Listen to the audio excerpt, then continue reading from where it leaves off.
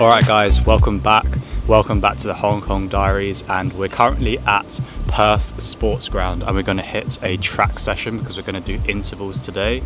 So the workout for today on this runner app is going to be a 2-kilometer warm-up conversational pace followed by 90 seconds walking rest, and then we're going to do 5 times 1 kilometer at about 450 per kilometer pace, and we're going to rest 90 seconds in between each one, and then a cool down will just be like 500 meters or so. So it's been a while since I've hit the track. For those who have been following me for a very, very long time, you'd know that I did dabble in a little bit of sprinting maybe about 2 years ago now, and then I had an Achilles tear. And yeah, I haven't really been at the track for a long time, and it feels good to be back. I really do like running on the track. You feel very fast. So yeah, excited for this session.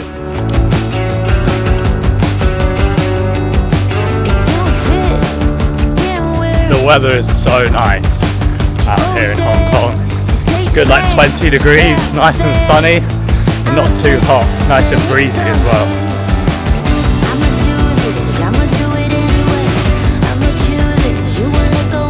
First rep of 450. That one done. Went out a bit too fast this rep. Did it at 4 minutes 21 seconds. It's really hard to gauge pace using the Apple Watch because it does a rolling pace. So when I'm resting, obviously the pace goes down. So I'm kind of just going off the runner app. It gives you some cues to whether to speed up or slow down. So I'm just going to listen to that in my ears.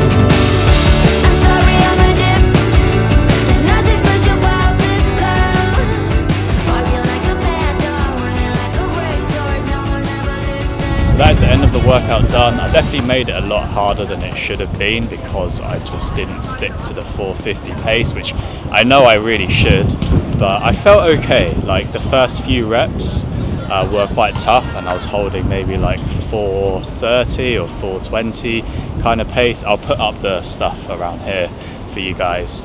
But then I was like, you know what? Interval training should be hard. So I was like, you know what, I kind of have the energy, let me push. I mean, I'm kind of here in Hong Kong to train, so I don't really have any other real, stresses on the body other than that. So yeah, good workout.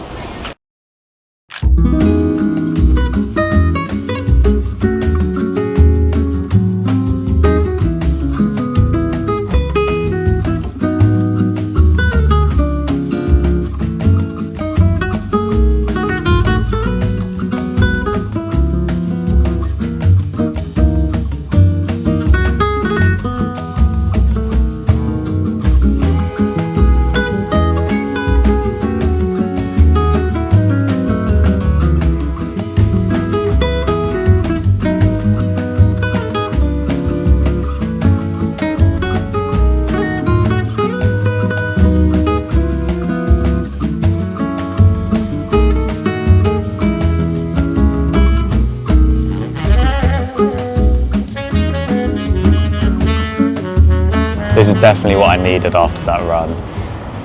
And yeah, food is just so good in Hong Kong as well. Like you can get something like this really quickly. Like it took them probably about 1 minute to give this to me to take away. And it was fairly cheap as well. It was around £3. This barbecue pork is $2.40. That chicken, those 2 chicken legs are $2.60. So in terms of like training and a place to come, I think Hong Kong is great. You've got so much green space, nature that you can go to.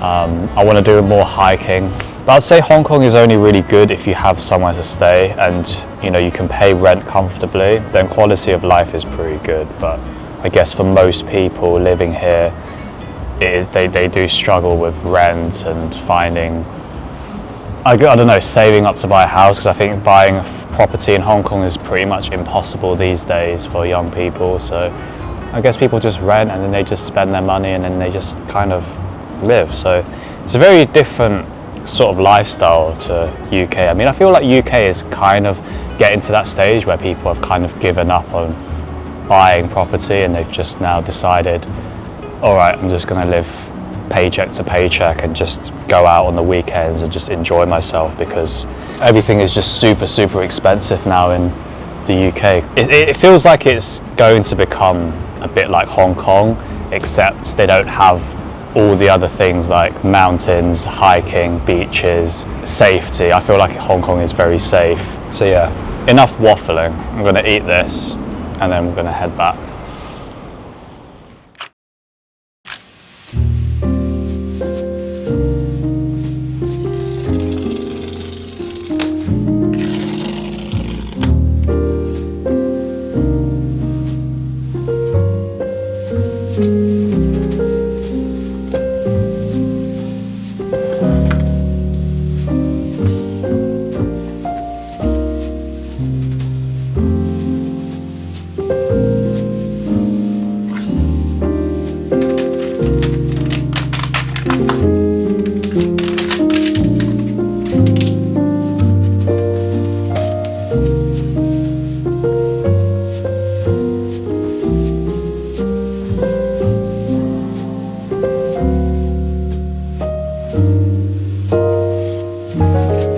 So I finally upgraded to the MacBook Pro M4 Pro chip. I was previously using the MacBook Pro M1, which came out in 2020. And the reason why I wanted to upgrade is because this laptop was just getting really slow now. It couldn't really handle 4K editing, especially for Instagram Reels when clips were around 1 or 2 seconds short or even less.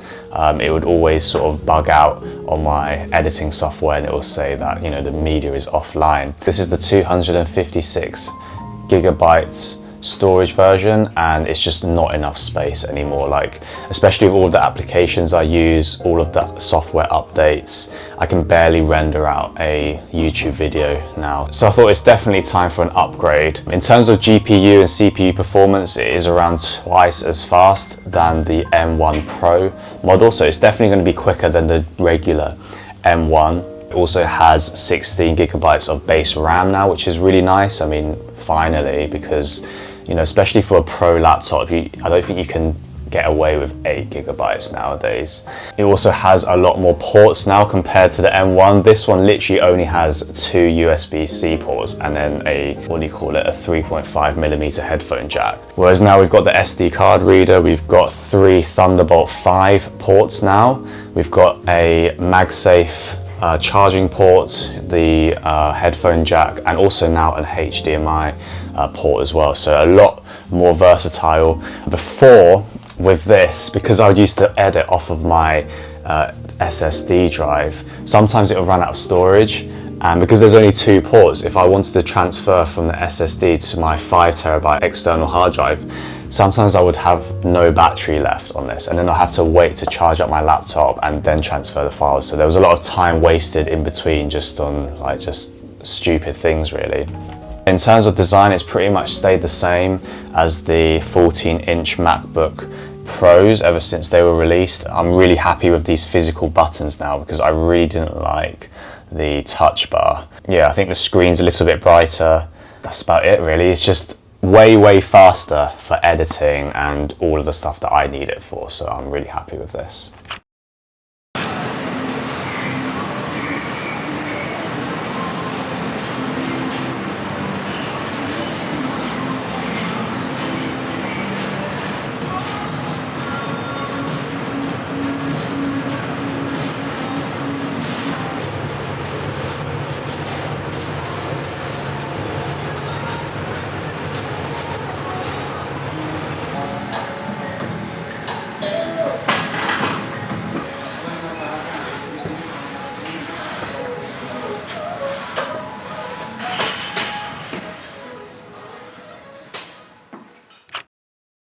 Guys, it's currently 7:55 on a Sunday morning and we're going to head for our long run, and I'm going to do it with Shelter Athletics, a running club out here in Hong Kong, and it should be quite fun.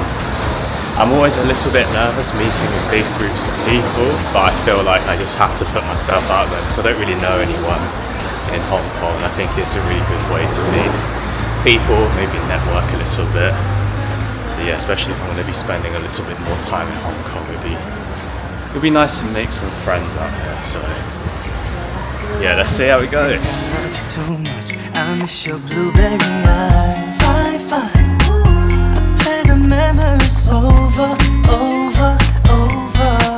Just tell me, my mind. I'm trying to keep it in sober, sober, sober. Oh, simple, simple, simple minds. I guess we'll take it one by one, baby. We're part of a run group called Shelter. We do other things that's running. But Sunday service is one of our main runs every Sunday. We're doing it for a very long time. It's at the start of our club. We used to do it at 6 a.m. and run half marathons, and then we're like, ah, stupid. So then we've lowered it down now. We do around 10Ks. Garmin's on. Adam's got his music. I got my music. So let's check it. I keep tripping on myself, thinking you're my lover. I've been way too long. Honestly, baby, I can't tell you why we can't be standing by each other's side. I wanna know.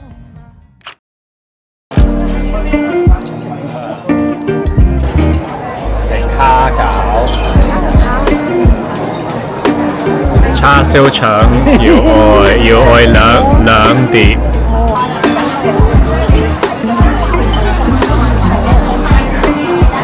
嗰啲字係咪好細？大人完全睇唔到喎。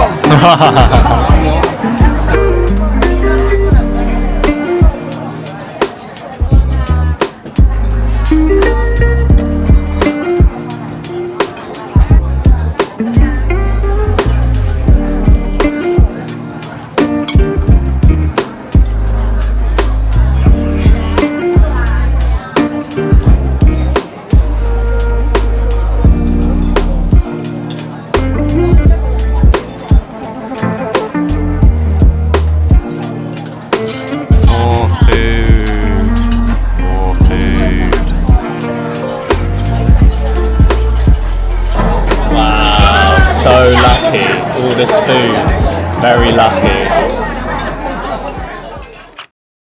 So Hong Kong is very known for their coffee shops because there's a lot of aesthetic ones around, and we're gonna head to one. I'm gonna edit out this video, do a little bit of work, and I thought I'll show you guys my outfit for today. So it's just a plain black t-shirt.